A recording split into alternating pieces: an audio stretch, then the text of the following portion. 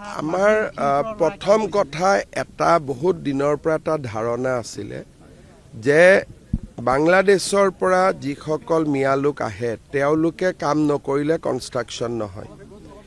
এইখন ফ্লাইঅভাৰত বহুত যুৱক যুৱতী থলুৱা যুৱক যুৱতীয়ে কাম কৰিছে এই ব্ৰিজখনত।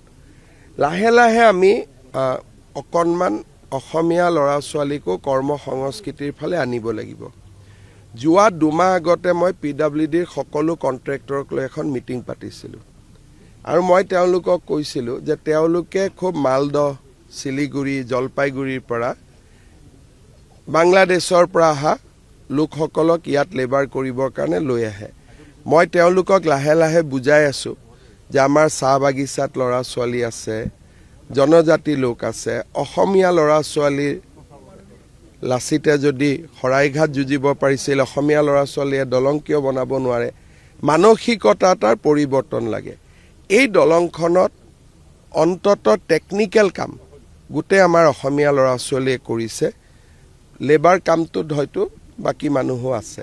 লাহে লাহে আমাৰ ল'ৰা ছোৱালীবিলাকে শিকিব আৰু এইটো মই এটা প্ৰচেষ্টাৰ অংশ হিচাপে লৈছোঁ।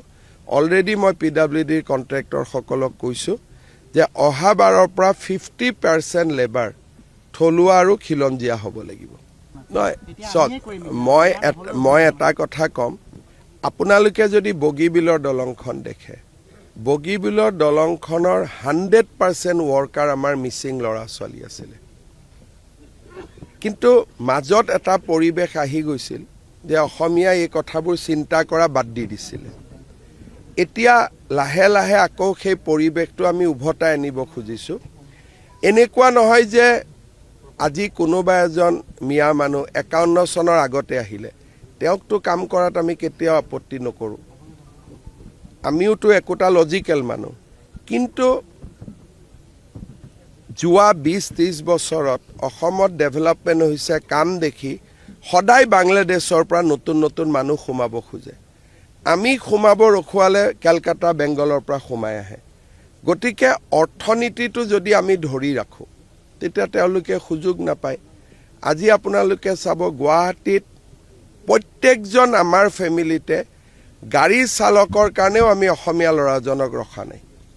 তাৰমানে আমাৰ ল'ৰাই ব্ৰিজ চলাব নোৱাৰে, গাড়ী চলাবও নোৱাৰে নেকি? ডেফিনেটলি পাৰে। কিন্তু লাহে লাহে আমাৰ মনত চিন্তাবিলাক নোহোৱা হৈ গৈছিলে।